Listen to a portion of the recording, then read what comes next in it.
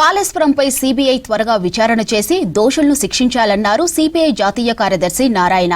ఇక commission రిపోర్టును చింపివేసిన BRS నేతలే చిత్తకాగితం లాంటి వాళ్లన్నారు. కాళేశ్వరం రిపోర్టుపై కేసీఆర్ స్పందించాలన్నారు. అసెంబ్లీకి రానప్పుడు కేసీఆర్ ఎమ్మెల్యే పదవికి రాజీనామా చేయాలని డిమాండ్ చేశారు. బీసీ రిజర్వేషన్లకు బీజేపీ అడ్డుపడొద్దని సూచించారు నారాయణ. రేవంత్ రెడ్డి గారు తీసుకున్న నిర్ణయం మంచిది, అసెంబ్లీ ఒప్పించాడు. కమ్యూనిస్ట్ పార్టీగా మేము కోరుతా ఉన్నాం. జనాభా ప్రాతిపదిక అయితే 56% రావాలి, కానీ ఇప్పుడు సాధ్యం కాదు. మహిళా రిజర్వేషన్ కూడా 50% రావాలి, 33% ఒప్పుకున్నాం. అట్లా ఇది కూడా 42%కి అంగీకరించి పరిష్కారం చేయమని కోరుతున్నాం. దాని రాజ్యాంగం చాలా లోపాలు వస్తాయి, అవి ఎదుర్కొందాం. రాజకీయ పార్టీలతో చిత్తశుద్ధి ఉంటే అవి పెద్ద కష్టం కాదు. ఆ ప్రకారం దీన్ని ఆమోదించినందుకు అసెంబ్లీకి కృతజ్ఞతలు చెప్తున్నాను. రేవంత్ రెడ్డి థ్యాంక్స్ చెప్తున్నాను. అమలు చేయడానికి గవర్నర్ దగ్గరికి వచ్చాం. ఆయన చెప్పాం, మీరు వచ్చిన ఏరియా తెలుసు మాకు, ఈ బ్యాక్వర్డ్ ఏరియాస్ మీద చాలా సానుభూతి ఉంటుంది.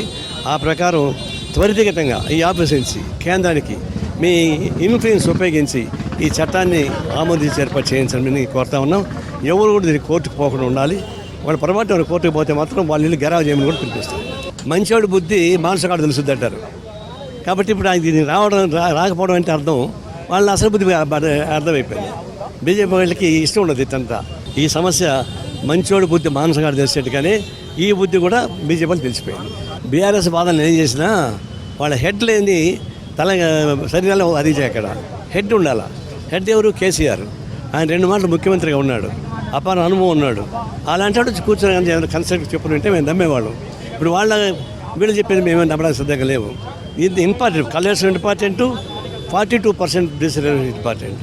ఈ 2 ప్రాముఖ్యమైనటువంటి దాన్ని ఇగ్నోర్ చేసి ఆయన ఫామ్ హౌస్లో పడుకోవడం అంటే, ఆయన ఫామ్ ఇప్పుడు పడుకోవడం కాదు, ఎన్నికైదు మంది కూడా రావడంలే. ఎందుకు పోటీ చేసేట, ఎందుకు గెలిచేట్టు? ఈ జనం మేము నమ్మకం ఓట్లేశారు కదా, వాళ్ళన్నా పనికి మాలిన ఫూల్స్ వాళ్ళు ఏమన్నా ఇంట్లో పడుకుంటారా? తక్షణం నైతిక బాధ్యత వహించి ఎమ్మెల్యేగా రాజీనామా చెప్పి కోరుతా ఉన్నా కేసీఆర్. చిత్తు కాగితే వాళ్ళు చిత్తుగానే మాట్లాడతారు, నేనేం చేయగలను? అది చిత్తు జాబితా. ఇది అన్నాళ్ళు ఇప్పుడు తీసుకున్న రిపోర్టు తప్పని చెప్పండి, రైట్ ఉంటే రైట్ అని చెప్పండి. ఇది కాంగ్రెస్ కమిషన్ అని ఆ విధంగా చెప్తే ఏ కమిషన్ దానికి రెస్పెక్ట్ కూడదు. దీనిలో లోపాలని చెప్పచ్చు, కానీ లోపాలు లేకుండా ఊరి గుడ్డిగా మాట్లాడడం అనేది వాళ్ళ అనైతిక చర్యలకి నిదర్శనం. ఇది సిబిఐకి అప్పగించమని చెప్పాం. ఆయన కమిటీ ఎగిపోయింది కదా. ఎందుకంటే చాలామంది అన్నారు సిబిఐ వేస్తే సెంట్రల్ వాళ్ళు కదా మేనేజ్ చేస్తారు కదంటే, సెంట్రల్ వాళ్ళు కానీ సిబిఐ అయితే ఏదో ఒక చర్య తీసుకుంటుంది. మిగిలిన వాళ్ళని ఎంక్వైరీ చేసి ఏపాకి మంత్రించి తమలపాకి మంత్రిస్తారు. సిబిఐ అయితే ఏదో ఒక కట్ చేస్తుంది. ఒకవేళ తప్పు చేస్తే ఎదుర్కొంటాం. అంతేగాని సిబిఐ అయితేనే ప్రాపర్గా ఎగ్జిక్యూట్ చేయగలదని తగిన చర్య తీసుకోవాలని మాకు నమ్మకం. కాబట్టి ఆనాడే సిబిఐ తీసుకోవాలని చెప్పేసి మేము అప్పుడు కోరాము.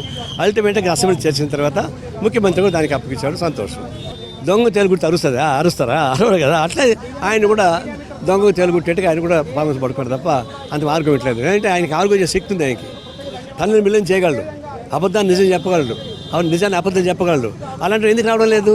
ఆయన తల ముండకలుగా తప్పు చేశాడు కాబట్టి దానికొని ఉన్నాడు ఒక విధంగా.